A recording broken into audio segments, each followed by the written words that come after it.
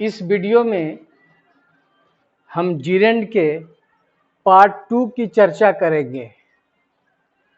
Part 2 में देखेंगे, उससे पहले एक बात बताए थे इसमें कि पजेसिव एडजेक्टिव जैसे आई का माई, ही का हिज, सी का हर, दे के देयर, वी के आवर, यू का योर, यह सब पजेसिव एडजेक्टिव है।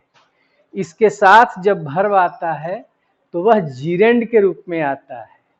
जैसे your coming late, he is going there, my speaking English. अब उसी तरह से है कि किसी के नाम का पजेसिव एडजेक्टिव कैसे बनाते हैं। जैसे राम है, मोहन है, सोहन है, उसका पजेसिव एडजेक्टिव एपोस्ट्रॉफी एस लगाकर किया जाता है। तो किसी के नाम को यदि पजेसिव एडजेक्टिव बनाना है तो एपोस्ट्रॉफी एस का प्रयोग करते हैं। जैसे राम्स बुक, राम की किताब, तो यहाँ पर राम्स पजेसिव एडजेक्टिव हो गया। अब कहता है कि जब पजेसिव एडजेक्टिव कोई नाम आया एपोस्ट्रॉफी एस लग करके, तो इसके बाद आने वाला वर्ब जिरेंड के रूप में ही आएगा। जैसे I don't like Ram's, Ram's possessive adjective हो गया। I don't like Ram's playing here, यहां राम्स के वजह से जिरेंड लगा। पजेसिव एडजेक्टिव कैसे बनाए व्यक्ति के नाम को, एपोस्ट्रॉफी एस लगा करके। तो ये एक्टिव में आया playing. I like Ram's being helped, मतलब मैं पसंद करता हूं राम को मदद किया जाना। मदद किया जाना मतलब पैसिव वॉइस में है, तो बीइंग हेल्प्ड का मतलब क्या हो गया, मदद किया जाना।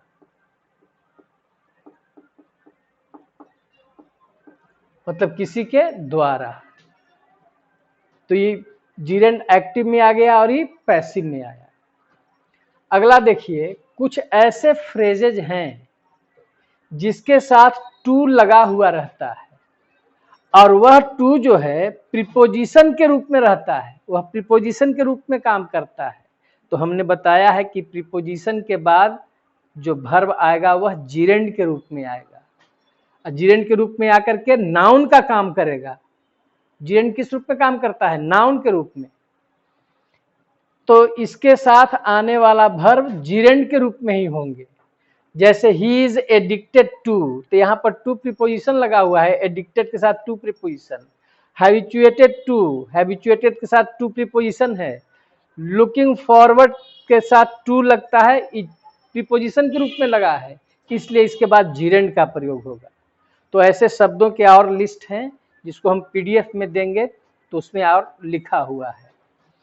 जैसे he is addicted to smoking, मतलब वह एडिक्टेड है गलत काम में, एडिक्टेड टू मतलब गलत काम में। He is addicted to smoking. और अच्छे काम में जब लगा हुआ रहता है तो डिवोटेड टू, और उसके साथ भी जिरेंड आता है। जैसे he is devoted to helping the country, serving the country, helping his parents. तो कोई पूछेगा कि एडिक्टेड टू और डिवोटेड टू में क्या अंतर है। दोनों में जो है सो कार्य में लगा हुआ रहता है। तो अच्छे कार्य में लगा हुआ रहता है तो डिवोटेड टू, और गलत कार्य में लगा हुआ रहता है तो एडिक्टेड टू। अब दोनों के साथ जो वर्ब आएगा वो जिरेंड के रूप में आएगा। और वह जिरेंड किस रूप में काम करेगा, जिरेंड हमेशा नाउन के रूप में काम करता है, इसको ध्यान रखना है। इसलिए जिरेंड को वर्बल नाउन भी कहा जाता है। ही इज हैबिचुएटेड टू, मतलब हैबिचुएटेड मतलब लत है, उसको अभ्यस्त हो गया है। He is habituated to drinking wine, उसको शराब पीने का के लिए वह अभ्यस्त हो चुका है, उसको लत लग गई है। He is looking forward to, looking forward to का मतलब आशा करना। वह क्या आशा कर रहा है, he is looking forward to meeting you, तुमसे मिलने की आशा कर रहा है।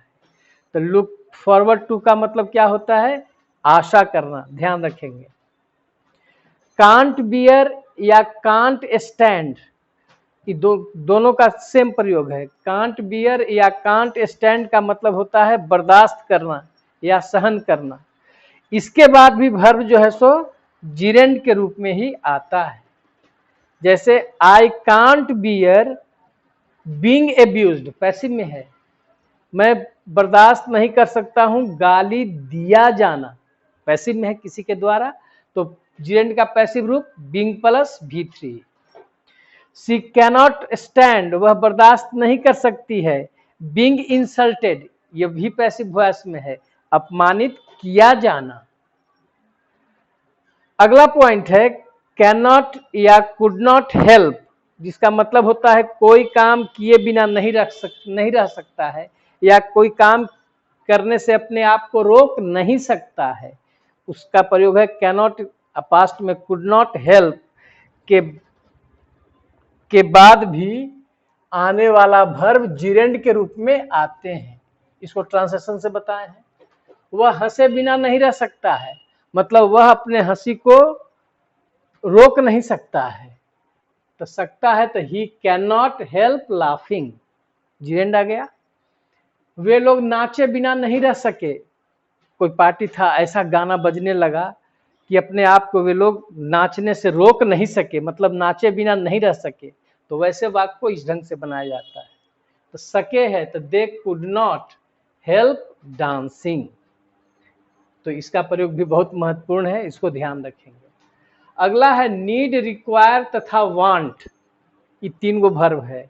यदि इसके बाद जो वर्ब आ रहा है, यदि उस वर्ब का अर्थ पैसिव वॉइस में है, कौन वॉइस में? पैसिव वॉइस में, इन वर्ब्स के बाद कौन कौन? नीड, रिक्वायर और वांट के बाद आने वाला वर्ब का अर्थ पैसिव वॉइस में हो, तो उसे जिरेंड के रूप में ही लाया जाता है। और इन तीनों का अर्थ हो जाता है, नीड, रिक्वायर, वांट का मतलब जरूरत होना हो जाता है, तीनों का एक ही अर्थ हो जाता है। जैसे हिज शूज, नीड या रिक्वायर या वांट, जरूरत है, उसके जूते को क्या जरूरत है? मेंडिंग, मरम्मत किए जाने का। मरम्मत किए जाने का मतलब किसी के द्वारा मरम्मत किया जाएगा। योर फील्ड, तुम्हारे फील्ड को, मैदान को जरूरत है। नीड्स, इसके अनुसार नीड्स लग जाएगा। नीड्स या रिक्वायर्स या वांट्स वाटरिंग, तुम्हारे खेत को पटाए जाने की जरूरत है। पटाया जाना मतलब किसी के द्वारा पटाए जाने की जरूरत है, क्योंकि खेत स्वयं पटेगा नहीं। इसलिए याद रखेंगे कि नीड, रिक्वायर और वांट के बाद यदि जिरेंड आता है तो इस जिरेंड का अर्थ पैसिव वॉइस में होता है। ठीक है। अगला देखें, गो के बाद, गो वर्ब के बाद यदि फिजिकल एक्टिविटी बताना हो, शारीरिक एक्टिविटी, कार्यकलाप बताना हो, शारीरिक कार्यकलाप बताने में जिरेंड का प्रयोग किया जाता है। जैसे गो फिशिंग, मछली मारने के लिए जाना, शारीरिक है। गो शॉपिंग, खरीदारी करने के लिए जाना। गो स्विमिंग, तैरने के लिए जाना। ठीक है। तो गो के बाद जिरेंड का प्रयोग कब करेंगे? जब फिजिकल एक्टिविटी बता रहा हो, मतलब शारीरिक क्रियाकलाप बता रहा हो। दी के बाद आने वाला वर्ब, जो दी है उसके बाद आने वाला वर्ब जिरेंड के रूप में होगा, और जिरेंड के रूप में होगा जब इसके बाद ऑफ का प्रयोग किया गया हो। द के बाद जिरेंड आएगा और जिरेंड के बाद ऑफ आएगा, तो दी के बाद यदि ऑफ है तो दी और ऑफ के बीच में जिरेंड का प्रयोग करेंगे। जैसे the running of a school, school चलाना, देख रहे हैं क्रिया के अंत में ना धातु लग रहा है जिरेंड में। The running of a school, school चलाना। The running of a shop, दुकान चलाना। The barking of a dog, किसी कुत्ते का भौंकना। द वॉशिंग ऑफ क्लोथ्स, कपड़ों की सफाई करना।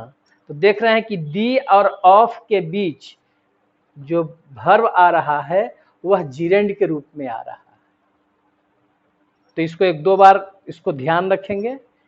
इस तरह से आपका यह जो चैप्टर था जिरेंड पूरा समाप्त होता है, और इसको मैंने 2 भाग में बांटा है, पार्ट 1 और पार्ट 2 में। जो एरो दिए हैं ये सब पॉइंट्स हैं, इसको ध्यान रखेंगे। ठीक है, धन्यवाद।